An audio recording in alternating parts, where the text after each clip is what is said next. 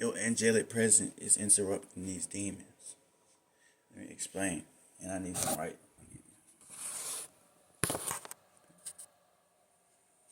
Your angelic presence is interrupting people's demons. It's making them feel as though that they are not good enough. But you were brought here for a specific reason, and that reason was to show them the side of life. Different sides of life is how people experience things. On earth, in this physical realm, we have to experience things emotionally, mentally, physically, and that involves hardships, heartbreak, trauma, and PTSD, physical pain, sickness, but that also has an upside to it: love, hope, faith, success, wealth, abundance, and all those things play together. That's why we are here. And the angels, earth angels, they were made specifically, handpicked from Most High. They were put here to show people how to live in that abundance. Show people how to learn those lessons, because people think life is about always being up. People think life is about always being successful.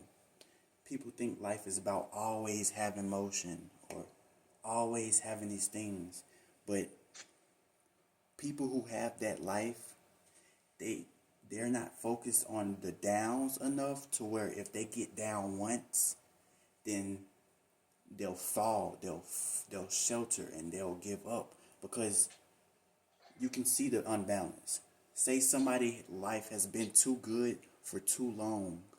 They're going to be spoiled to their ideals. They're going to be spoiled to their work ethic.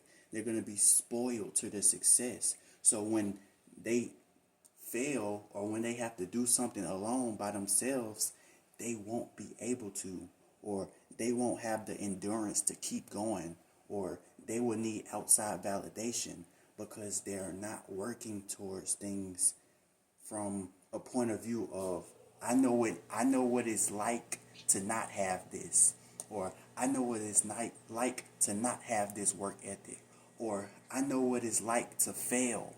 So when I succeed, I will know how to capitalize off that, and I will also know how to learn from my failure. And that's why we need to balance our lives. That's why when you was put in that dump, that's why when you came from the flow up, that's why when you came from the hood, that's why it's the reason why it's hard to get out of it, because you're spoiled. Let me tell you why. Because you know how people can spoil themselves with success. People can spoil themselves with failure and being broke, the same way they can spoil themselves with being rich and successful. Let me tell you why. If you look at a girl and you ask them, why you always go back to your ex? Why you always let him beat on you? Why you always let him do this, that, and the third? It's because they feel as though they deserve it. So in a way, they feel as though they're being spoiled with his affection.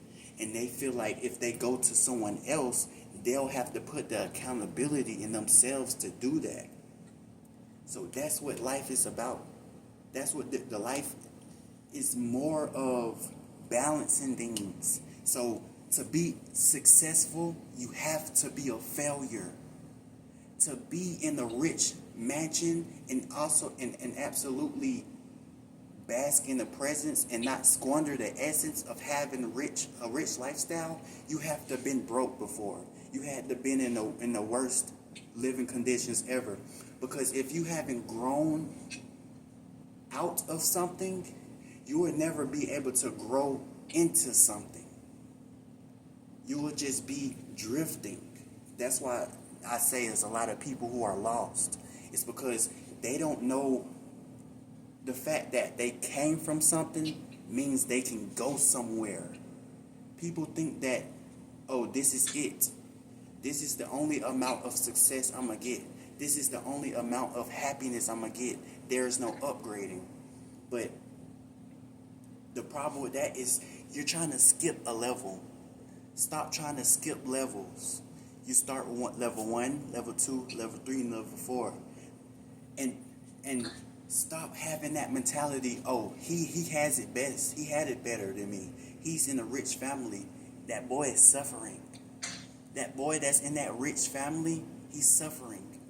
And I'm not saying this like everybody does that. He's suffering mentally. You can have all the money in the world, but you don't have it. That's because you don't have that mental fortitude. Your brain is not strong enough to deal with obstacles that you haven't dealt with before. So when that rich boy who grew up with money ends up being broke because he doesn't have any money to lean on, he's gonna have to build his mental fortitude.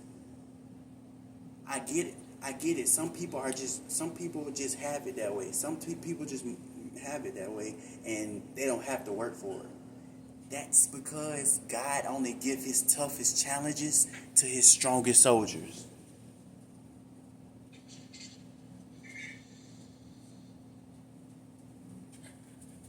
Let me say that again. God only gives his toughest challenges to his strongest soldiers. So if you're going through a hard time and you feel like as though you get in that feeling as though, oh, this not it for me. I may be broke right now. I may not have a job right now. I may not have this right now, but you still feel like you can do more. That's because God is preparing you for what's already there. And you need that mental fortitude. You need to go through hell. You need people throwing shit on your name. You need people backstabbing you. And let me tell you why. So God will make that friend backstab you because you can't blow up in that area. You can't make money and spend money with them same people because they gonna use you. So you know what God gonna do? He gonna make him backstab you. He gonna make you talk behind your back. He gonna make him distant himself from you.